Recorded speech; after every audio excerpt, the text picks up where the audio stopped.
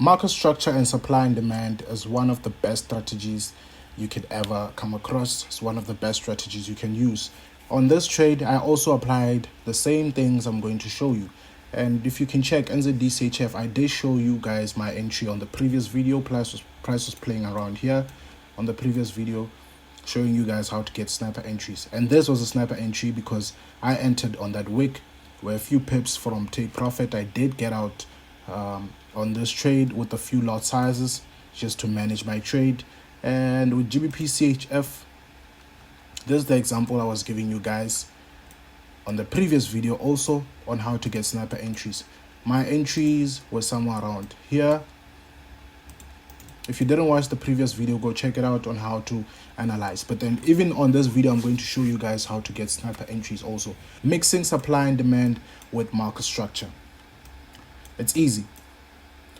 As you know, market structure, if we're in an uptrend, we form high highs and higher lows. If we're in a downtrend, we form lower highs and lower lows.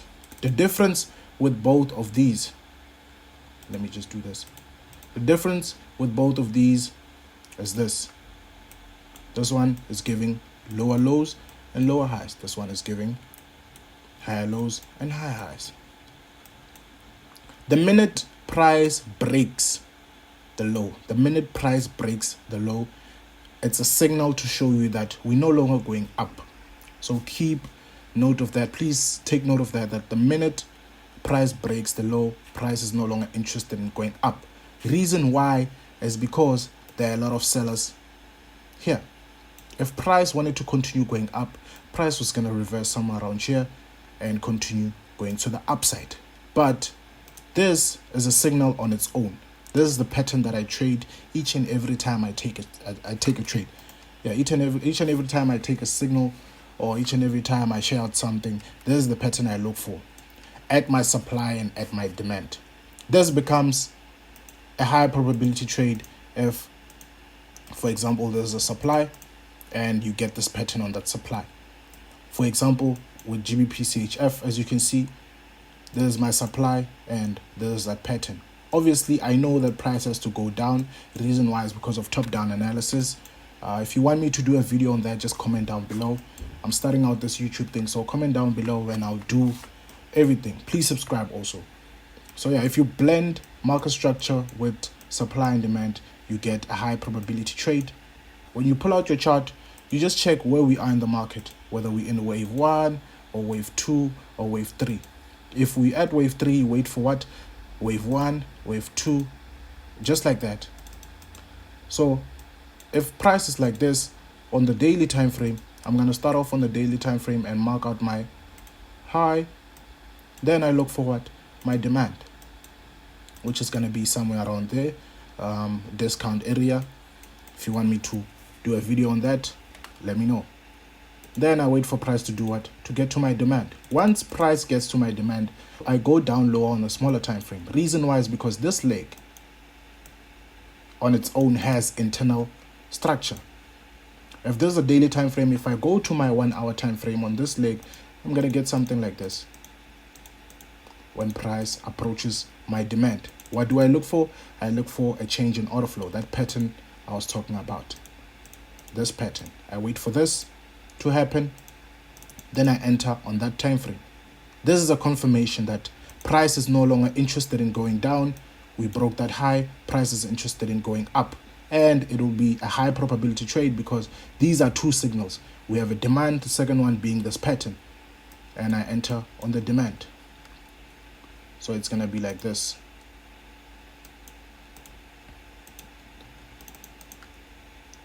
It's going to be like that.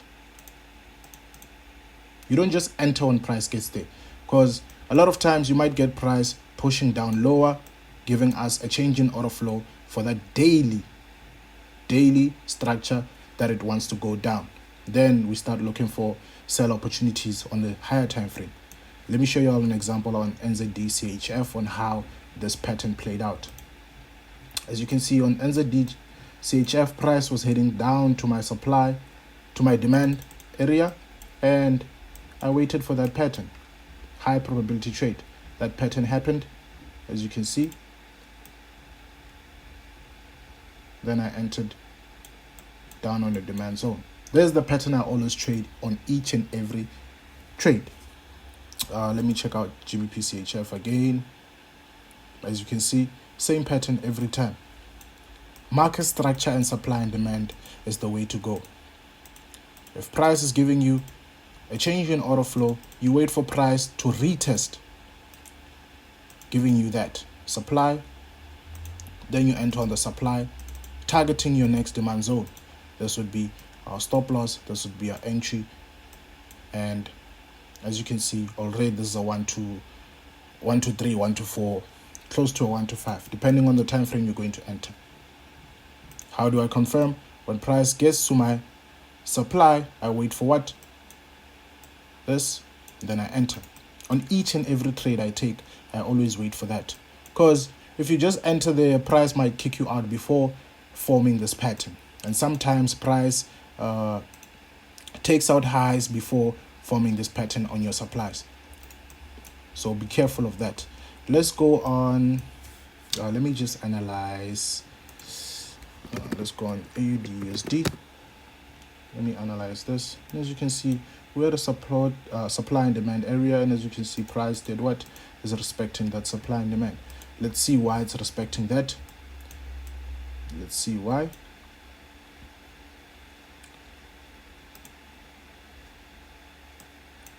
Let us see why. On the daily time frame, okay, let me start out on the daily time frame using what I showed you guys. Market structure, this was my high, coming down, this was my low, going up, breaking this high, this was my high, coming down, this was my low, coming up, breaking the structure, this was my high, coming down, we didn't go up, we broke what? We broke this low, giving us a change in order flow. If we take out this and put it here, you'll see what I mean. Let me do this. You'll see what I mean.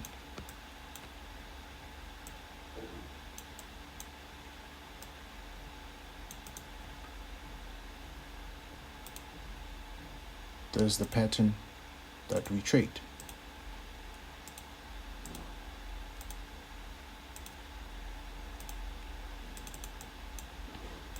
And as you can see, we had a change in order flow there. We wait for what? For a supply. Like I said, if price breaks a low, that means we're interested in going down. We no longer want to go up. So this is my low. We wait for price to get to our supply. And let me remove this. This is my supply, the last bullish candlestick before the drop. This is my supply. So since we know that on the daily time frame we want to head there, on the smaller time frames we're going to look for a hedge trade. A hedge trade meaning we're going to buy to sell. Where do we look for our buys? We go down at market structure. Each and every leg, this leg coming down has structure. And as you can see, this was my high. We're waiting for that to break. This was my low. So waiting for something like this. Price to take out this high, come down and hit there. So now what do? We go down to the smaller time frame, the H1. And as you can see on the H1, on this leg, we did have a change in order flow there. This was my low, high, lower low. Then we broke that high, coming back down to a demand zone. And as you can see, price did exactly that. Gave us a high here. Price needs to come back and demand. This was a gap, so I'm going to take this whole gap as a demand zone. This was why I said price is respecting a demand zone. So I'm expecting price to rally from this zone here to break that high so that we can have that bigger movement I was telling you about. This move.